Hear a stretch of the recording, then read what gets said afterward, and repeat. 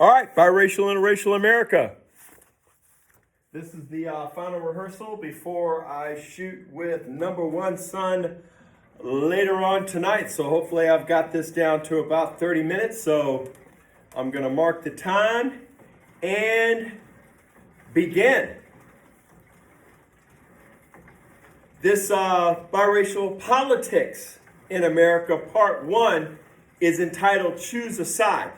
So, when I was in sales, we used to have a thing called the Ben Franklin Clause. We put all the pros and cons to a particular sales prospect and have them make a decision. We, of course, would try to come up with all the pros, and of course, the client would come up with the cons, and hopefully the pros outdid the cons, and we would make the sale. So, I'm going to try to sell the fact that you should vote for the Democratic nominee, Vice President Kamala Harris, and not vote for former President Trump. And although we have, at the time of the election, two administrations in full view, I think we have enough information to make a decision. It's just a matter of choosing a side. So, let me get started with my Ben Franklin list against former President Trump. Let's start with kids in cages. As someone who was not born in this country, who was adopted and brought to this country and blessed with the opportunity to become a U.S. citizen as a teenager, I'm so thankful for being able to be a citizen of this great country. And I think it is criminal that we do not extend an opportunity for many people that come in this country. Even if they come in illegally, okay, put them at the back of the line, but have them in a line.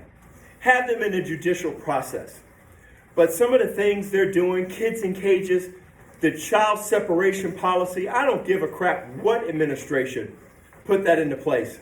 It sucks and it's wrong. Let's move on to Charlottesville. Charlottesville, Virginia, in the continental United States. White men and boys, young boys, with tiki torches, chanting, "Jews will not replace us." I don't know how that's still not a big freaking deal. And then, of course, the president's response at the time. Well, there were fine people on both sides. This is even after a protester was killed by being hit by a car during this same time period. You know, they're fine people on both sides. How hard is it to denounce vicious racists? Nazis, modern day Nazis. How hard is it? Former president couldn't manage it. During a TV debate, speaking of white supremacists, he told a white supremacist organization to, quote, stand down and stand by. And boy, did they. Huh? Referring to January 6th, in case you're wondering. It just, the endless lies of the Trump administration. Not to mention Trump throughout his life. You know, saying he was a self-made man, or I got a small loan from my dad. He was given $500 million. North of $400 million. I mean, hey, if we all had a $400 million head start and a few bankruptcies to, kind of sow our oats in the business world and still given an advantage, how would we do in life? I would think we'd do pretty well. We wouldn't have to lie about our success and claim to be a billionaire. How about some of his lies? Trump University. A lie that cost him a conviction, and he had to settle. I don't know if it was shortly before or shortly after he became president, but he had to settle that lawsuit. The Trump companies were shown to be liable for fraud in 2023 to the tune of $350 million settlement. $350 million. Okay? That's just rampant corruption throughout your organization. The New York State AG victory versus Trump and his sons and former executives ordered to pay $450 million. More recently, Trump lies about Haitians in Springfield, Ohio, eating dogs and cats. Yeah, there are a lot of memes, but guys, this is a former president of the United States that's saying this sort of crap and nonsense. And he is still considered a very serious candidate. I mean, the country's still 50-50 on whether this guy's going to be president again. It's just crazy to me. And how about his opponent, Vice President Harris, choosing to be black? You know, as someone who's biracial, someone said, well, you just chose to be a citizen. Yes, I did. I chose to become a citizen when that opportunity came up. But I'm half black and half white by birth. I didn't choose to be biracial. I just happened to be biracial. And the fact that the former president can't acknowledge the fact that someone is biracial that he's running against, I mean, it took him several weeks just to learn how to pronounce her name. So, finally, I just want to end on the lie segment of former President Trump. Every time he's on TV, a news conference, a rally, there are dozens of provable lies. Each time. I remember when it used to be a big deal if the president wore a tan suit. And if you caught a president in a lie, he was compared to Nixon. Like, oh my God, he was caught in a lie. Like the only president I've ever taken a picture with, former President Clinton, with the Monica Lewinsky scandal. I did not have sexual relations with that woman. Come on, you did the intern. Come on now. Everybody knows you did. Okay, it was a lie. And it cost him, I think when they do his little 2 hours on TV after he died, the Monica Lewinsky scandal is going to be part of it. So that's going to be part of his legacy. And that was just one lie. So there are the lies. There's the huge Roe v. Wade component of the political season. Trump takes credit and brags. 50 years they tried to get Roe v. Wade overturned. I got it done. And I've already mentioned briefly, racism and xenophobic, how he hates various religious organizations or groups and people who express personal freedoms.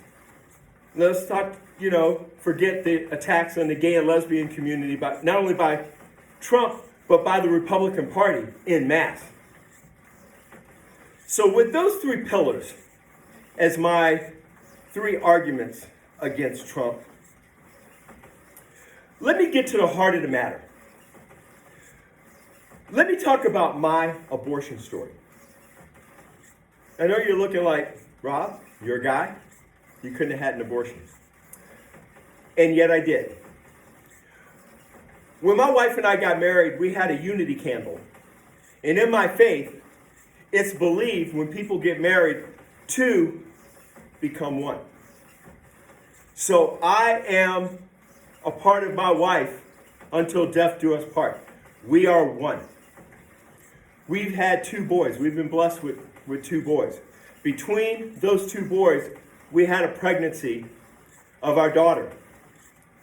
And just Google trisomy 13 and all the things that can go wrong that lead to miscarriages. And add to the fact that we were over 35, which adds to the risk. And of course, it's 1 in every 10 to 20,000 births meet that criteria and have that issue. Well, we were one of those 10 to 20,000. Our daughter did not survive. Our daughter was not a viable pregnancy. Let me repeat that. Our daughter was not a viable pregnancy. Our daughter was aborted. And it crushed my wife and I when the church we were attending, when members of that church attacked us personally, thinking we had just elected to have an abortion. And whether we had elected to have an abortion or whether it was because of a medical condition, to quote Governor Walz, it was none of their damn business. And it led to me, after being a volunteer in my church for almost 20 years, I declined to be a volunteer after my current service was done. We do years of service with certain groups of kids, and when that group was done, I didn't re-up for another group, and I no longer did church volunteerism. My wife and I no longer attended that church, and it was a mega church, and the church doesn't matter. What hurt was the fact that it was the Christian community coming after us. And I've had members of that church attack me when I support women's freedoms and their right to choose. Oh, how can you do that? And I'm just like, shut up, because you don't know my story, and you damn sure don't know what your fellow Christians in your church is doing that you are a part of. So I shut them down immediately. And then a lot of them, I know them. So, a lot of people can give you shit, right? But if you know them and you know they're not as spotless as they claim to be, and they're trying to be holier than thou, then you're like, hey, I know you. You and I are sinners just like everybody else. We're saved by grace. So we both worship the guy on the cross. You're not the guy on the cross. So you need to get up out my face. And it was just mean-spirited and hateful. And the church totally back. Once they found out the situation, they sent people to our home to pray with us, to ask our forgiveness. And I'm like, there's nothing to forgive, because you chose to attack us. You didn't do that by accident. And the fact that our daughter had a defect that didn't make her a viable pregnancy, that didn't change what you did. And my wife has since joined another church, and she does a lot of her Christian outreach and praise and worship online now. She's a techie, and she loves it, and she should be in the ministry. I mean, she researches, and she gets on Christian TikTok and talks to atheists and Muslims and anybody that will engage with her intellectually, and she does her homework. She has copies of the Quran and different things, and our bedroom's like a library. But the main thing is, we were crushed by the very church that we at the time needed for support. But the good news is, we don't worship a church. We worship a Savior. And that Savior was still there. And that's why we still profess to be Christians. I profess the teachings of Jesus Christ as the one and only way to heaven is through belief and a relationship with my Lord and Savior, Jesus Christ. So that's my big political elephant in the room.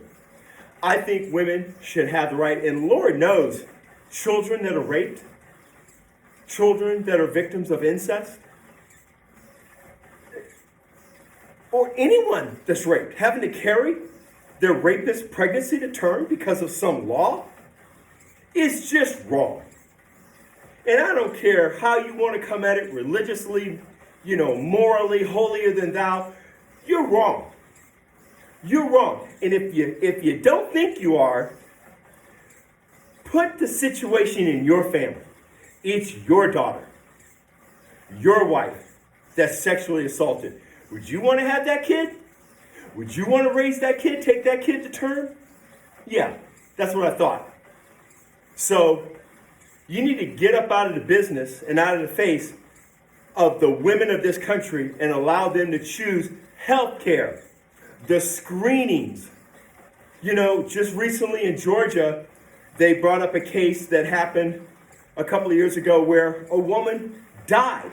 They waited because of the stupid heartbeat law in this state that didn't allow the doctors to help her when it could have been a simple procedure. They waited till she was almost dead to try to save her, and unfortunately she did die and left a 6-year-old child behind.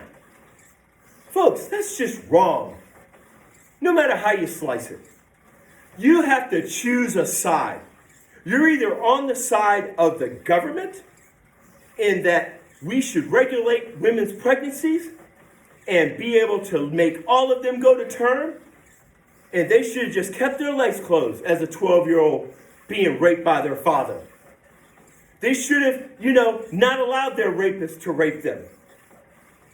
They should have that child. You can be on that side, or you can be on the side of women, reproductive and health freedom, where women get to choose what they do with their body. It's a simple choice. You have to choose what side you're going to be on.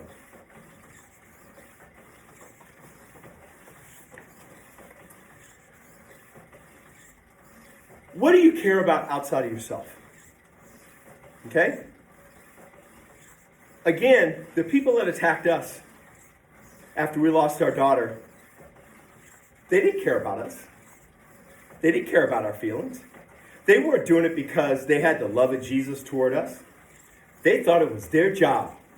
They thought it was their business to tell us what they thought was best and condemn us for what they thought was wrong. And my question is, how many minorities have to be abused?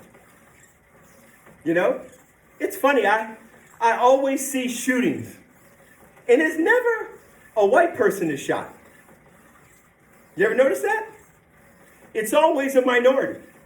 And I don't want to get to the whole white-black thing because I'm biracial, and the whole part of this series is to show that we need to stop black and whiting things. Okay? But there are minorities. As a biracial person, I'm a minority of a minority. Even if black people are under 20%, I'm even under 20% of that population. Okay, so I'm a little teeny group that nobody cares about, that nobody speaks for. If I'm abused because people, he doesn't even know who he is, I can do whatever I want to him. Or somebody goes, they're black, their life doesn't matter. They're Asian. They're Jewish. Right? How many women have to die? Like that poor woman in Georgia, in the state I live in. How many women have to die? Bleed out in parking lots. Have the trauma of rape revisited every time they look at a child they were forced to have. How many poor people have to suffer? Right? It's funny, our foster daughter has relatives that she stays with occasionally, and it's a poor area of town. And it's funny how many industrial things are in that area, how many big, gigantic cell towers. And it's funny, in that area of town, they don't make the cell towers look like a Christmas tree. They don't do that camouflage thing. It's freaking broken ground with no landscaping, big steel thing with the satellite receivers up or the cellular receivers on it, not even trying to hide it. And that's in a poor area of town. You think they want that there? Huh? So how many poor people have to suffer? We know that schools in a poor school district don't do as well as I live in East Cobb. Okay? In northern Atlanta, it's a very nice area. My kids went to public schools. One of them still is in public school. It's a nice school. Teachers fight to get into the Cobb School District. It's one of the nicer school districts. I mean, their students get one-on-one computers, for example. Just next door in Cherokee County, the students have to share computers. Why? They're a little poorer than we are. We have a little bit more industry, so Cobb County makes a little bit more money. And, you know, I've never been in the back of a Cobb County police car, but every time I see one, it's nice and shiny. It's not all jacked up and hooptied up. It looks good. The officers look good. Now, I don't know how they act because I don't have a lot of interaction with law enforcement. And the interaction I have is like when I take my boys to the movies, we see the officer that's patrolling the movie theater and we get to know him. Officer Delk, who is now Sergeant Delk in Cobb County, we saw him for years in his little moonlighting job. An outstanding man. And I pray that if my children ever do get, or my boys ever do get pulled over, it's by someone with the integrity and the wherewithal of Officer Delk. But I digress. How many gay and lesbian people have to be marginalized?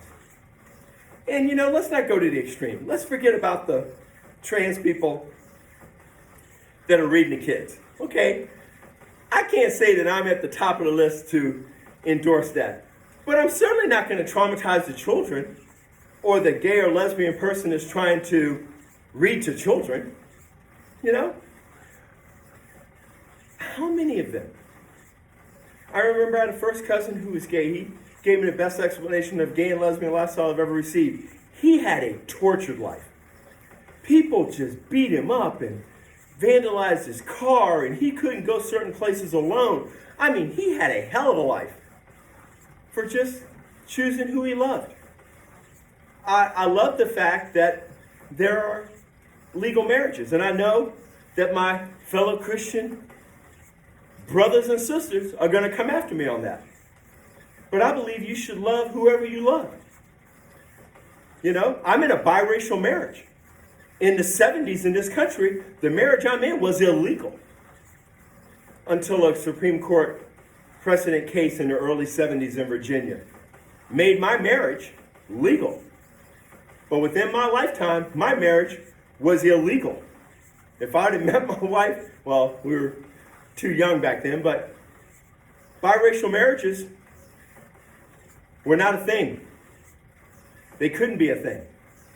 So the gay and lesbian community had their turn in the barrel. Now they have a chance for legal rights. So if your significant other, if they're the same sex and they're dying in a hospital, you're able to be by their side. You're able to make medical decisions for them. I mean, come on, folks. Really? That's the hill you want to die on, is to deny those people that affection from their loved ones? I don't get it. But again, if I'm not talking about your group, don't worry. They're coming for you too. Hispanics, Jews, Haitians more recently. You know, races and religious groups. If they haven't come after them yet, give them time. They'll make their way to you. You have to decide whether you're going to be good or evil. And you're like, well, Robert, I can vote for somebody. That doesn't make me evil. No, I argue that it does. You just don't have the guts to do it yourself. Oh, well, I just voted for Donald Trump. I'm not, I don't endorse every stupid thing he says or every evil thing he does. Yes, you do. Because you empower him. Okay, it's funny how you can drive the getaway car on a bank robbery, and if everyone's caught, you're not accused of driving or improper driving. You're accused of armed robbery because you're part of the whole crew. Well, if you vote for evil politicians, ones that take away rights from people, that are mean to minorities, that are just mean-spirited in everything they do. Like, hey, we're pro-life. We want you to have that baby. But you don't want that baby to eat once it's born?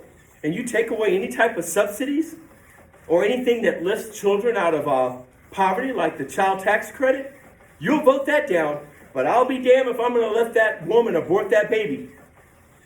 Yeah, that's evil. That's mean. It's evil and mean. And if you vote for that, you are evil and mean. And if you support a racist, you're a racist. Full stop. You're not just voting for a racist. You are a racist.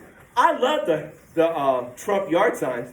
It just tells me at that house is a white person, because I've only met one black guy that is a Trump supporter that I know personally, and I just think he's lost.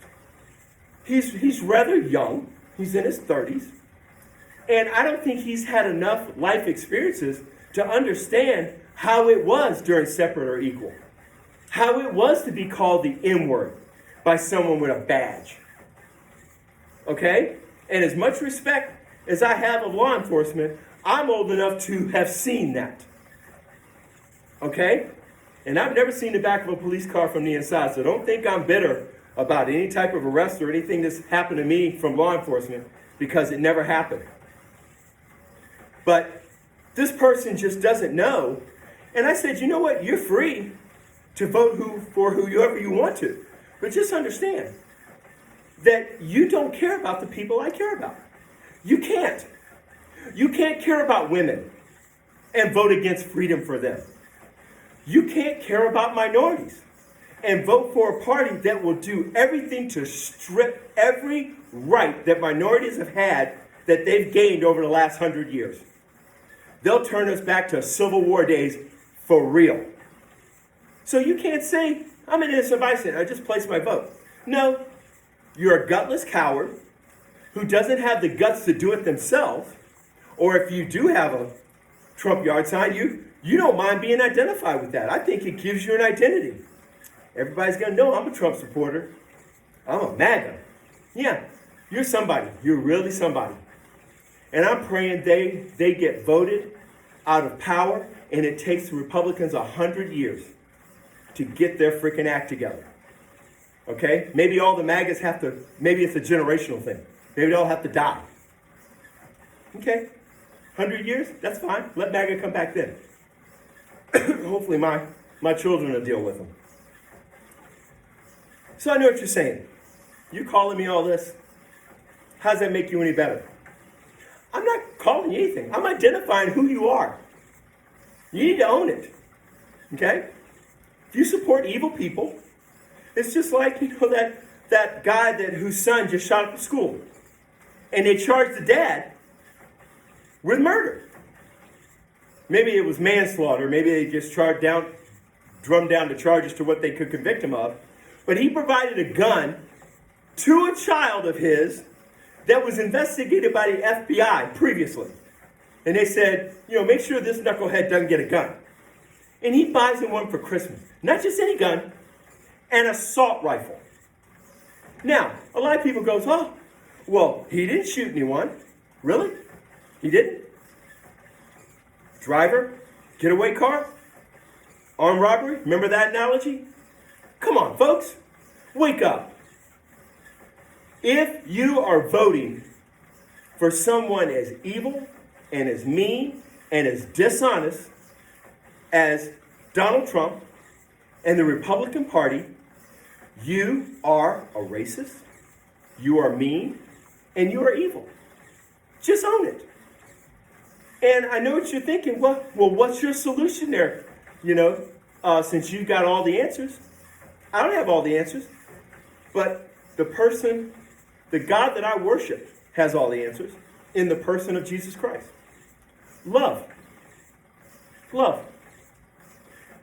I told you I have a member who's a Republican. I love him. I love his wife. They're about to have a baby.